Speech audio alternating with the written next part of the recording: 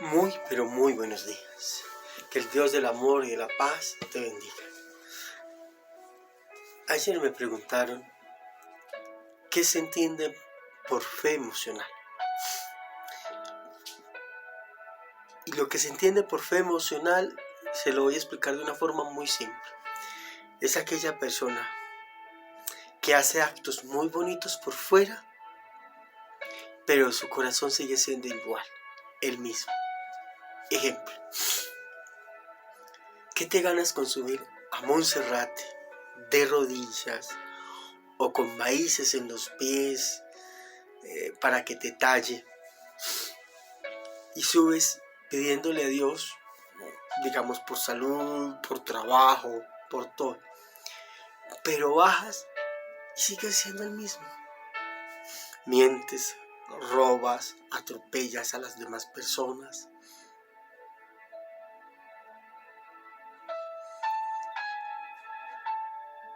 Eres grotesco, mal hablado. Es decir, no cambiaste nada, solo subiste por un beneficio. Esa se llama la fe emocional. Esa fe es una fe de yo necesito, esa es la fe del momento. Por eso a veces Jesús en el Evangelio nos dice: ustedes me honran con labios, pero su corazón está lejos de mí. Ustedes me dicen Señor y Señor,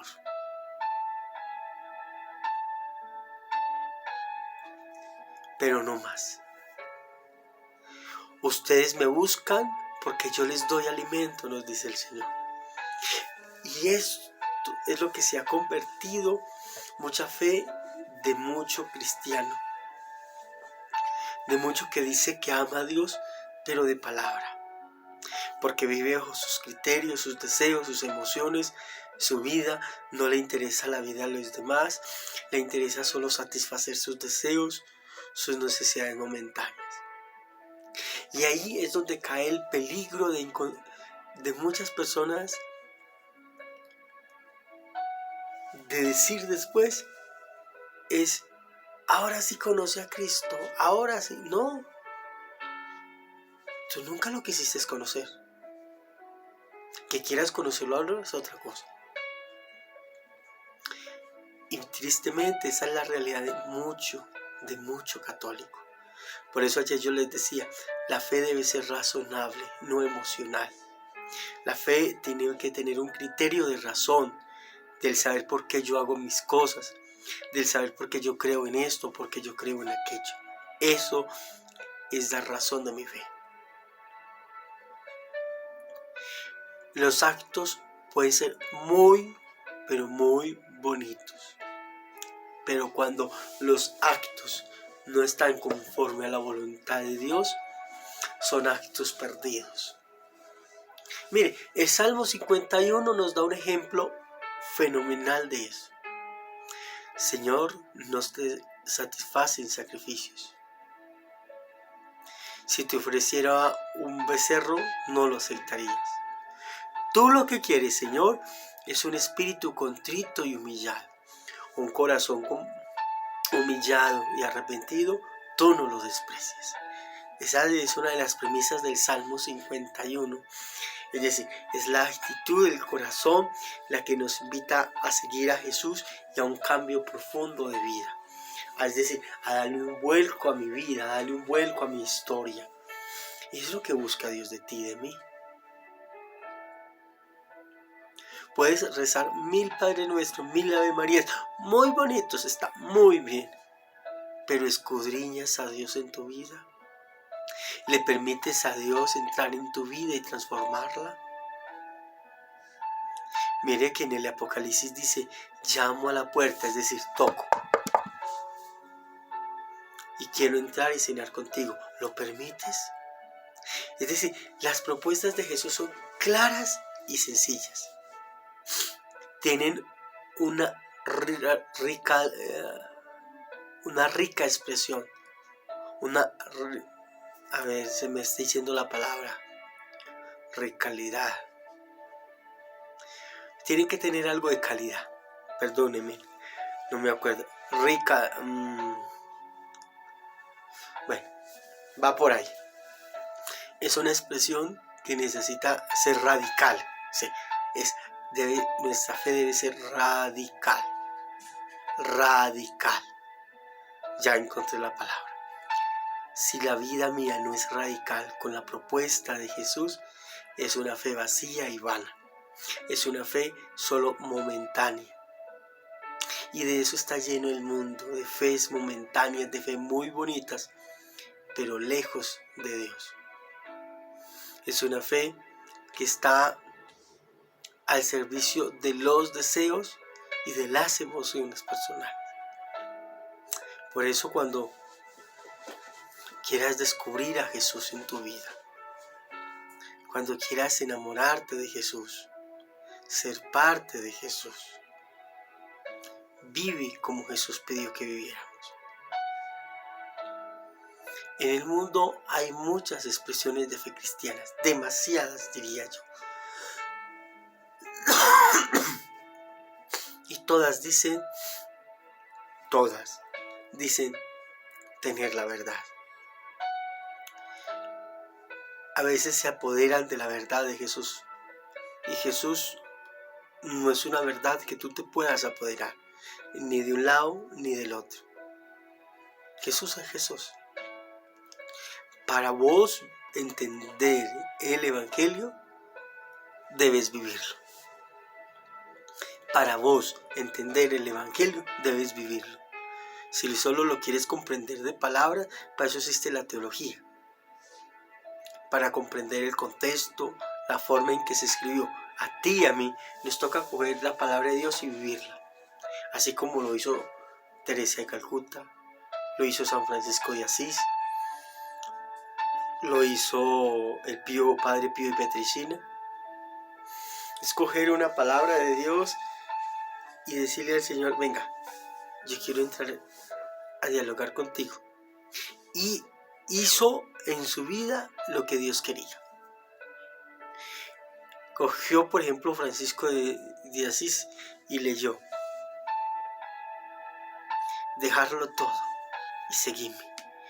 Y él entendió, un hombre joven, apuesto, de diversión en su época,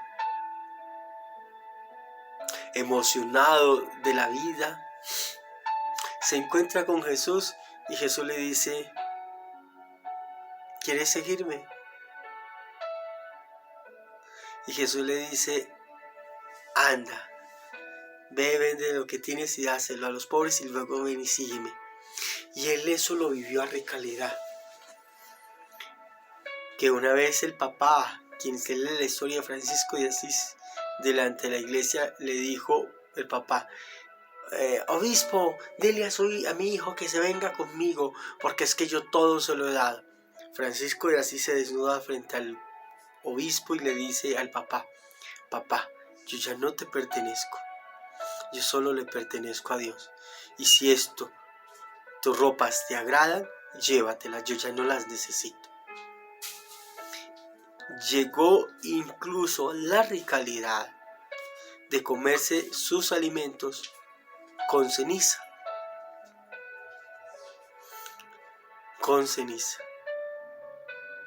Para no deleitar los placeres del mundo.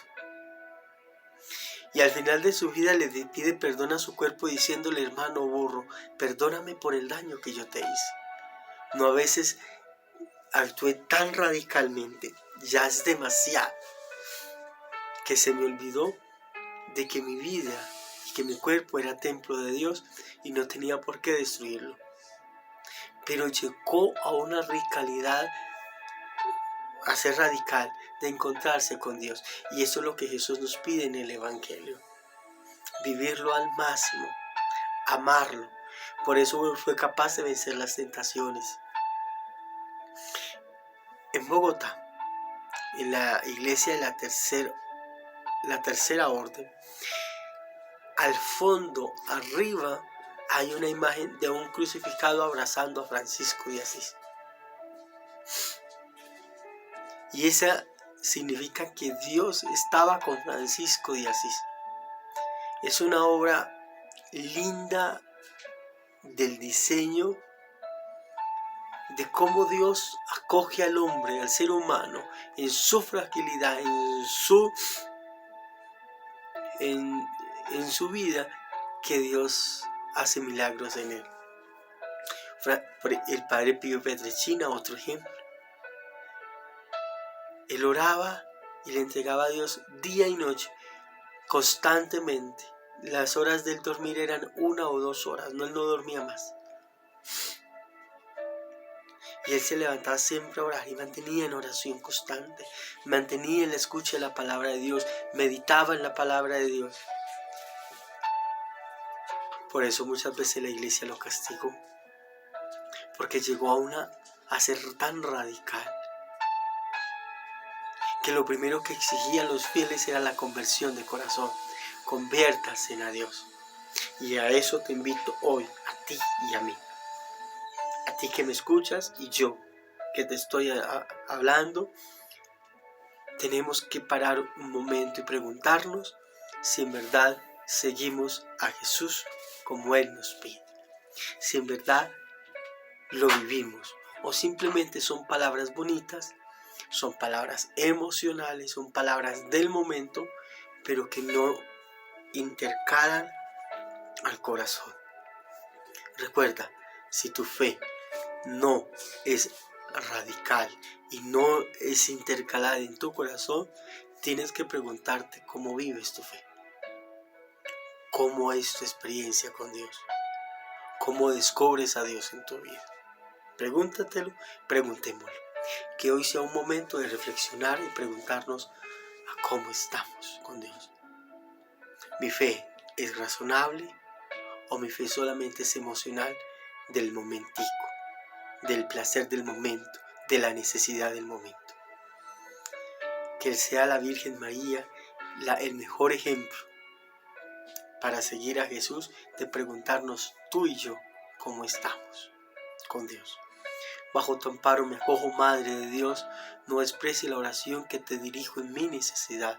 Antes bien líbrame de todo peligro, Virgen gloriosa y bendita. Amén. En el nombre del Padre, del Hijo y del Espíritu Santo. Amén. Feliz y hermoso día. Disfruta al máximo y déjate amar por el Dios que te creó y te quiere hacer libre.